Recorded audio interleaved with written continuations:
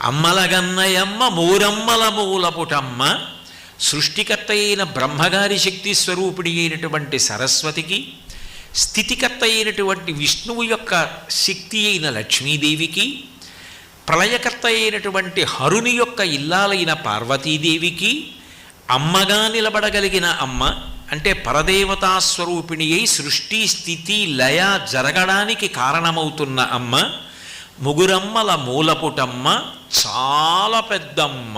ఎంత పెద్ద అమ్మ అంటే ఆవిడ ఎప్పుడుంది అంటే పూర్వజ. ఈ సృష్టి ఎప్పుడుందని నువ్వు అంటున్నావో అంతకన్నా ముందు ఆవిడుంది. ఈ సృష్టి ఎప్పుడు మహాప్రళయంలో లేకుండా పోతుందో అప్పుడు ఆవిడుంది. మరి అప్పుడు ఉండి ఇప్పుడు ఉంటే ఆవిడ చాలా వయసులో పెద్దది కదా. అంటే నిత్యయవ్వన. ఆమెని కాలం ఏం చేయదు, కాలమును ఆమె చేస్తుంది. కాలము కూడా ఆగిపోయేటట్టు